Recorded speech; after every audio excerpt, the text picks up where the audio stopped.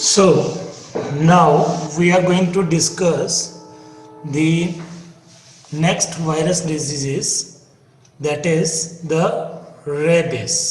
तो सेवंथ हम कर रहे हैं rabies, that is also termed as hydrophobia. इसको हाइड्रोफोबिया भी बोला जाता है क्योंकि इसके अंदर पानी, हाइड्रो मतलब वाटर, फोबिया मतलब फियर, तो पानी से डर हो जाता है. कॉज, इटियोलॉजी, कॉज मतलब इटियोलॉजी, इसकी इटियोलॉजी क्या रहती है? It is caused by a pathogen called rhabdovirus, which is a single-stranded RNA virus. Rhabdovirus single-stranded RNA virus होता है ये. Mode of transmission मतलब एपिडेमियोलॉजी, एपिडेमियोलॉजी ये कैसे फैलता है? इट इज इनडायरेक्ट, मतलब ये डायरेक्टली नहीं फैलता, स्नीजिंग से या कफिंग से या टच से नहीं फैलता. It is indirect and inoculative. Inoculative मतलब ये इंसर्ट किया जाता है किसके द्वारा? Carried by the rabid dogs. Rabid का मतलब क्या होता है? जिनको रेबीज होती है, जिनके अंदर रैबिडो वायरस होता है, उनको क्या बोल रहे हैं? Rabid dogs. या फिर जैकल, वॉल्व्स, कैट्स. तो इन एनिमल से हमें पहुंच सकता है इनकी बाइट से. And enters into the human body along with the saliva during the bite of these animals. जब ये एनिमल्स हमें काट लेते हैं तो उनके सलाइवा जब हमारी बॉडी के सीरम के साथ, ब्लड के साथ टच करता है तो ये बीमारी हमारी बॉडी के अंदर एंटर कर जाती है. इसका इंक्यूबेशन पीरियड कितना रहता है? इंक्यूबेशन पीरियड का मतलब क्या होता है? The time period from infection होने से, from infection till first symptom is called incubation period. तो इसका इंक्यूबेशन पीरियड कितना रहता है? 10 दिनों से लेके 1 से लेके 3 महीने तक, 10 से लेके 90 दिन तक हो सकता है इसका इंक्यूबेशन पीरियड. सिम्टम्स मतलब क्या होता है? मैनिफेस्टेशंस मतलब नॉर्मल वर्किंग से कुछ एक्स्ट्रा हमें दिखना स्टार्ट हो जाता है, कुछ साइंस दिखने स्टार्ट हो जाते हैं. Spasm of throat and chest muscles. Spasm का मतलब क्या होता है? जो हमारी थ्रोट एंड चेस्ट है वो लिक्विड से फिल हो जाती है और खींची जाती है, वहां पे स्ट्रेचेबिलिटी ज्यादा हो जाती है. Paralysis and even death. Paralysis हो सकती है और इवन डेथ हो सकती है.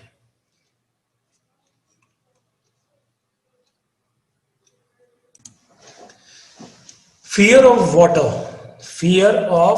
water is the main symptom or characteristic symptom of this disease. मतलब पानी से डर लगना स्टार्ट हो जाता है रेबीज के अंदर.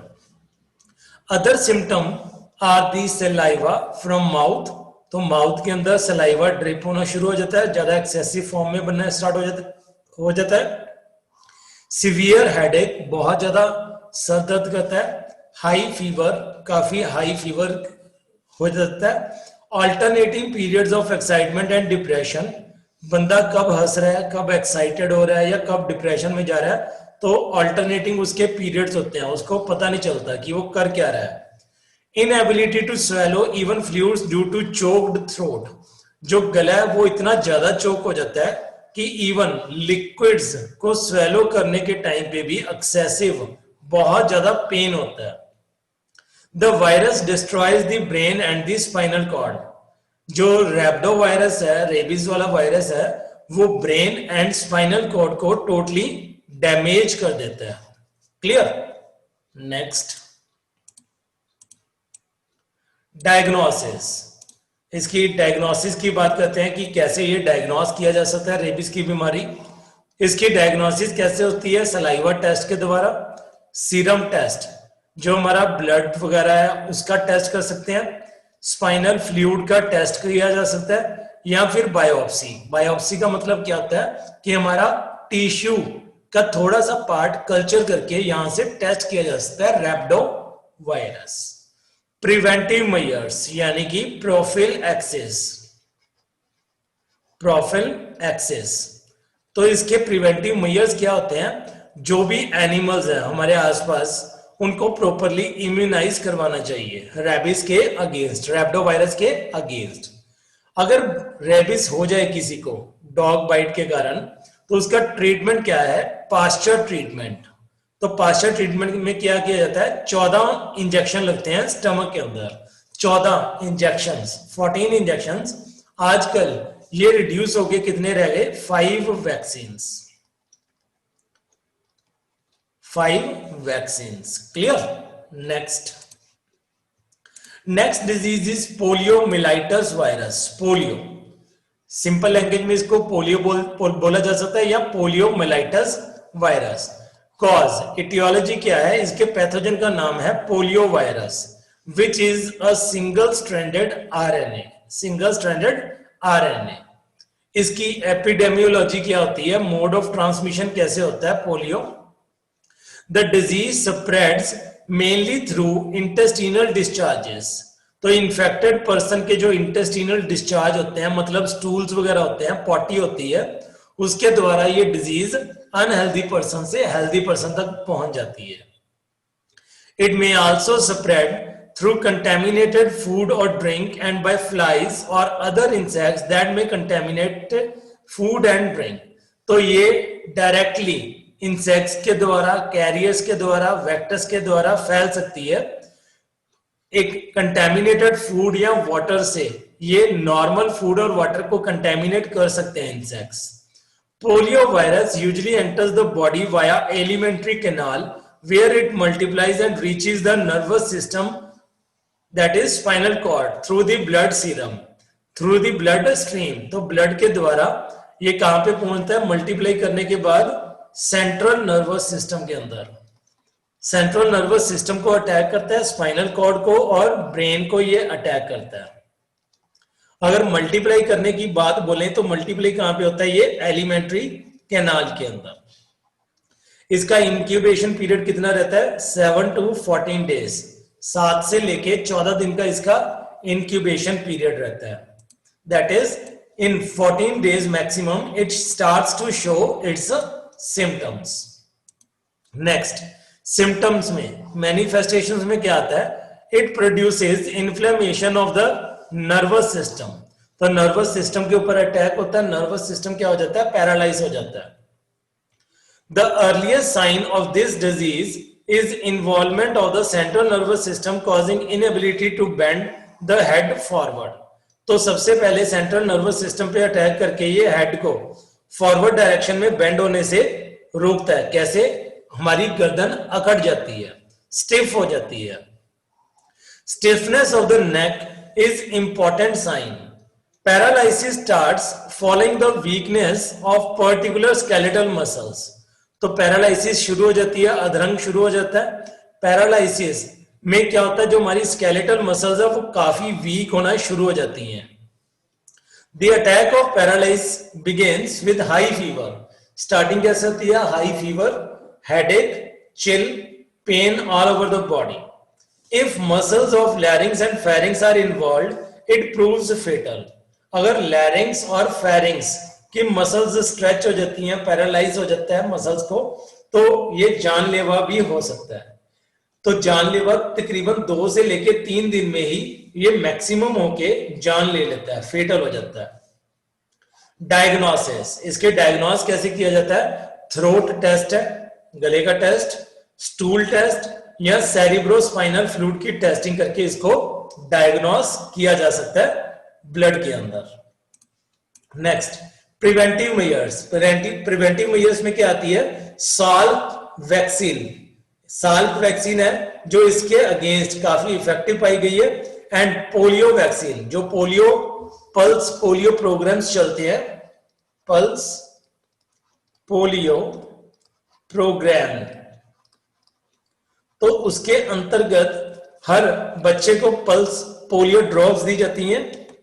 तो पल्स पोलियो ड्रॉप से क्या होता है? चिल्ड्रन इम्यूनाइज हो जाते हैं, वैक्सीनेट हो जाते हैं। तो मैक्सिमम चांसेस किसको अटैक करता है? ये 5 साल से कम के बच्चों को अटैक होता है पोलियो का।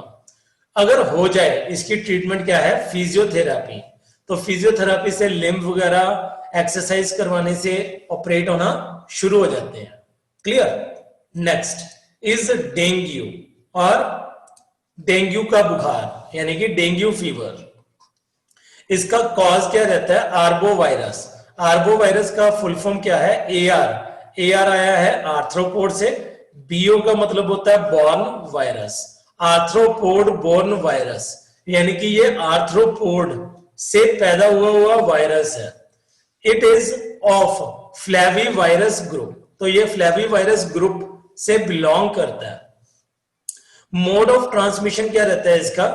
It is transmitted by the bite of the female. आपने याद रखना है, फीमेल एडिस इजिप्टी मॉस्किटो इसको फैलाता है। इसका इंक्यूबेशन पीरियड कितना रहता है? 3 से 8 डेज, 3 से 8 दिन का इसका इंक्यूबेशन पीरियड रहता है। सिम्टम्स की अगर बात करें तो जो क्लासिकल डेंगू है, जो नॉर्मल डेंगू होता है उसको क्लासिकल डेंगू बोला जाता है।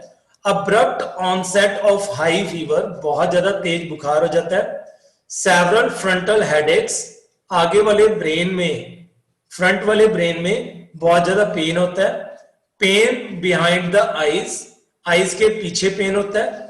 मसल्स एंड जॉइंट पेन होता है। Loss of severe loss of sense of taste and appetite, तो यहां पे सेंस वर्ड है, तो बिल्कुल खत्म हो जाती है सेंसेशन टेस्ट की, एंड भूख प्यास लगनी बंद हो जाती है। नौजिया मतलब मन खराब होता है, चित्त घबराता है। और वॉमिटिंग मतलब वॉमिट्स, उल्टियां लग जाती हैं। अगर डेंगू हेमोरेजिक हो जाए, हेमोरेजिक मतलब दिमाग में चला जाए, तो क्या होता है? ब्लीडिंग फ्रॉम नोज, नाक से ब्लीडिंग होती है, माउथ से ब्लीडिंग होती है, गम से ब्लीडिंग होती है, and bruising skin. Bruising skin का मतलब क्या होता है? स्किन के ऊपर ब्लू कलर के धब्बे पड़ जाते हैं, दाग पड़ जाते हैं। Severe and continuous stomach pain होता है, बहुत ज्यादा एक्सेसिव स्टमक पेन होता है। एक्सेसिव प्यास लगती है एंड बहुत ज्यादा वीक पल्स हो जाती है, पल्स बहुत कम हो जाती है। डायग्नोसिस क्या है इसका? सीरम टेस्ट, दैट इज हमारे जो सीरम होते हैं, लिक्विड्स होते हैं, लिम्फ वगैरह, उसका टेस्ट कर सकते हैं या फिर ब्लड टेस्ट कर सकते हैं। Next preventive measures. Preventive measures में क्या आता है कि कैसे बचा जा सकता है डेंगू बुखार से? आइसोलेशन, जो अनहेल्दी पर्सन है उसको आइसोलेट करके रखना चाहिए, हेल्दी पर्सन को उससे दूर रहना चाहिए। Rush the patient to the hospital, जो भी पेशेंट है उसको प्रॉपरली ट्रीट करवाना चाहिए, उसको इमीडिएट हॉस्पिटलाइज करवाना चाहिए। Paracetamol is advisable. पैरासीटामोल एक इफेक्टिव ड्रग माना गया है जिससे डेंगू काफी कंट्रोल हो जाता है, लेकिन इस टाइम पे एस्प्रिन नहीं लेनी चाहिए या डिस्प्रिन नहीं लेनी चाहिए, क्योंकि एस्प्रिन या डिस्प्रिन क्या करता है? डेंगू को बढ़ावा देता है। एलिमिनेट मस्कीटो ब्रीडिंग प्लेसेस, जहां पे भी मस्कीटो ब्रीड करते हैं, अपनी पॉपुलेशन इंक्रीज करते हैं, उन प्लेसेस को खत्म कर देना चाहिए। प्रॉपर हमें क्लोथ्स वगैरह डालने चाहिए जो हमारे पूरे बॉडी पार्ट्स को कवर करते हैं। मस्कीटो नेट्स या मस्कीटो रिपेलेंट्स ये यूज करने चाहिए ताकि मस्कीटो से हम बच सके। ट्रीटमेंट, इसका कोई प्रॉपर ट्रीटमेंट नहीं है, लेकिन एनाल्जेसिक्स हम ले सकते हैं, दैट इज पेन किलर्स हम ले सकते हैं, या हम एंटीपायरेटिक ड्रग्स ले सकते हैं। तो paracetamol is the most effective drug against dengue. Clear. Next chikungunya. Next बीमारी का नाम है chikungunya. Chikungunya is caused by chikungunya virus. Chikungunya virus इसका पैथोजन है। इसका मोड ऑफ ट्रांसमिशन भी सेम ही है, फीमेल एडिस इजिप्टी जो डेंगू फैलाता है वही चिकनगुनिया फैलाता है मस्कीटो। इसका इंक्यूबेशन पीरियड कितना रहता है? 3 to 7 डेज, 3 से 7 दिन का इसका इंक्यूबेशन पीरियड होता है। सिम्टम्स में क्या आता है? Its symptoms are sudden onset of fever, एकदम बुखार चढ़ता है, ज्यादा तेज नहीं होता लेकिन बुखार एकदम हो जाता है। Crippling joint pain, crippling joint pain का मतलब क्या होता है कि जॉइंट इतने ज्यादा पेन होने स्टार्ट हो जाते हैं कि बंदे से खड़ा भी नहीं जाता, स्टैंड इरेक्ट भी नहीं हो जाता। लिम्फोडिनोपैथी, जो लिम्फ नोड्स हैं वो स्वेलअप हो जाती हैं। लिम्फोडिनोपैथी का मतलब होता है लिम्फ नोड्स स्वेलअप हो जाना। कंजक्टिवाइटिस, जो कंजक्टाइवा लेयर होती है हमारे कॉर्निया के अराउंड, कॉर्निया के ऊपर, वो कंजक्टाइवा लेयर क्या हो जाती है, डैमेज, उसकी इन्फ्लेमेशन होती है, उसको क्या बोलते हैं, कंजक्टिवाइटिस। और कुछ केसेस में हेमोरेजिक मैनिफेस्टेशंस भी हो सकती हैं, यानी कि दिमागी तौर की हमें सिम्टम्स भी देखने को मिल सकते हैं चिकनगुनिया के अंदर। अगर इसके डायग्नोसिस की बात करें तो डायग्नोसिस इसका भी सीरम या ब्लड टेस्टिंग से हमें पता चल सकता है। क्लियर।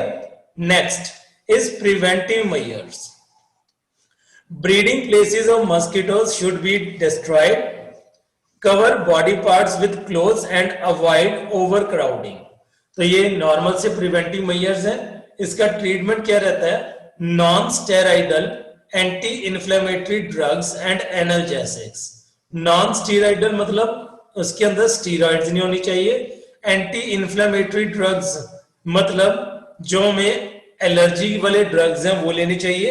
एनाल्जेसिक्स मतलब pain killer as well as antipyretic drugs लेने चाहिए ताकि बुखार ना चढ़े। Next last disease is hepatitis.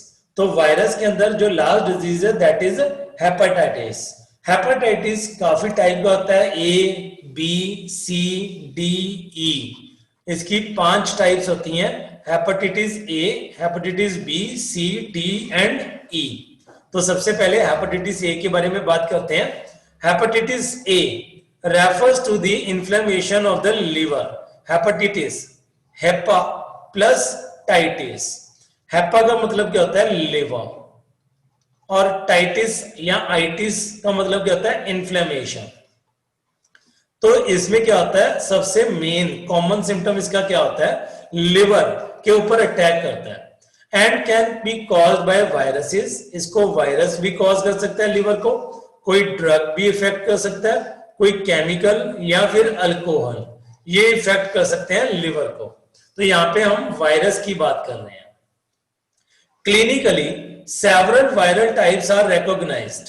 Hepatitis A, which is also termed as infectious hepatitis, is caused by hepatitis A virus, in short HAV, hepatitis A virus, and is spread by fecal contamination of food.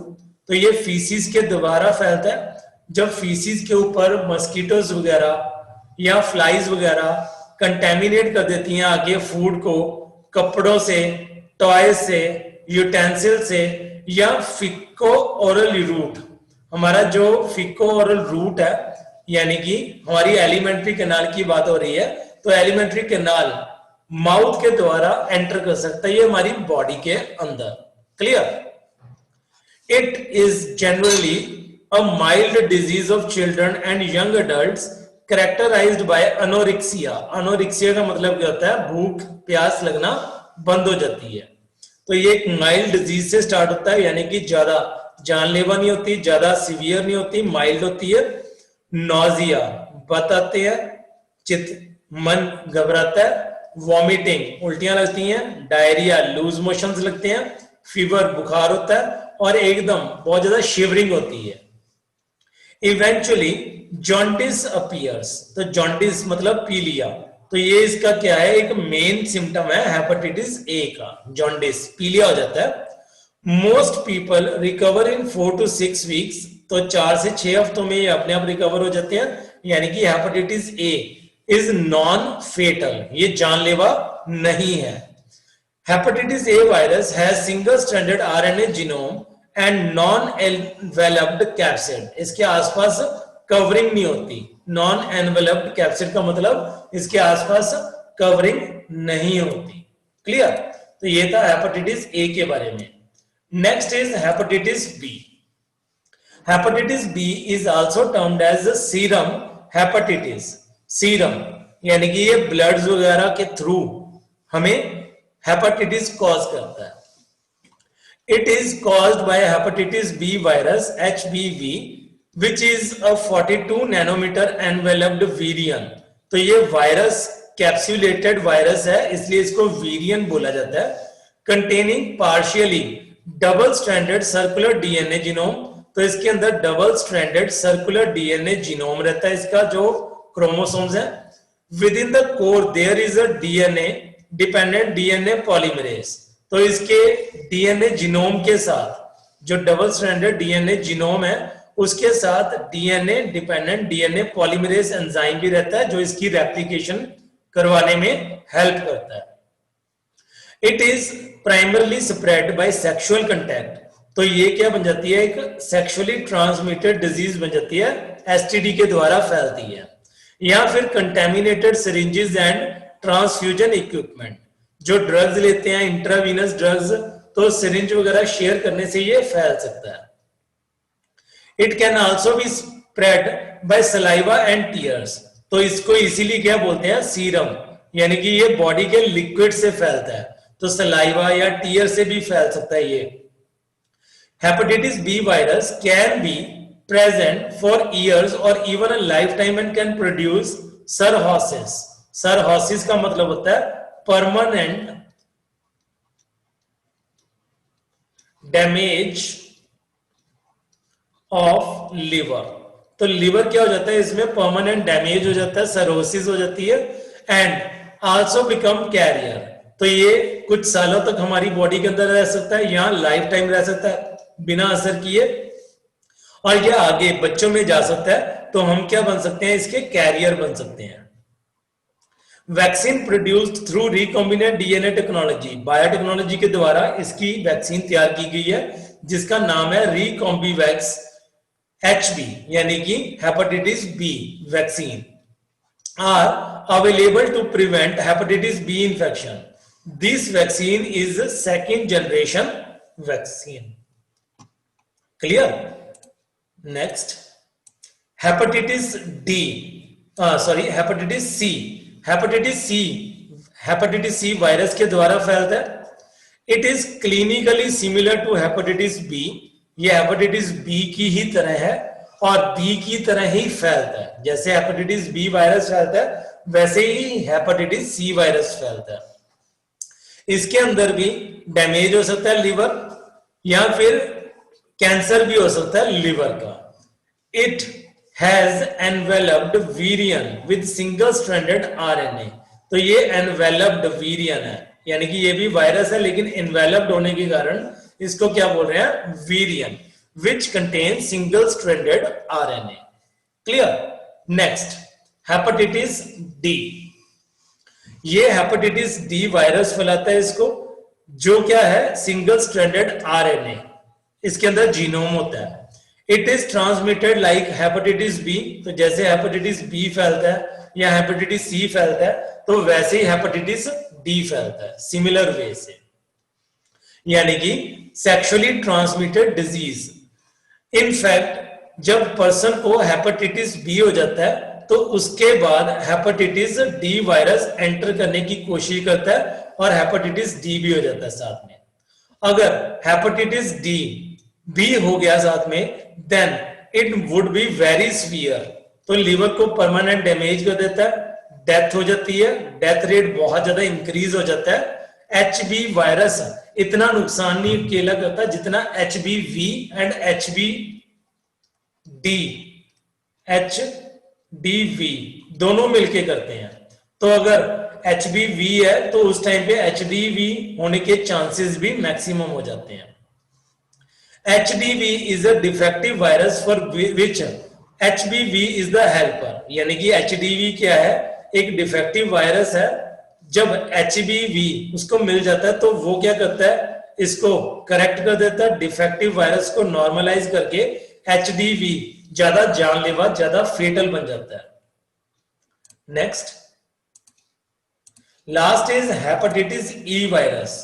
Hepatitis E virus HEV के कारण फैलता है। इसको non B hepatitis भी बोला जाता है, NANB, इसको ऐसे लिखना है NANB, तो करेक्शन कर लेना NANB।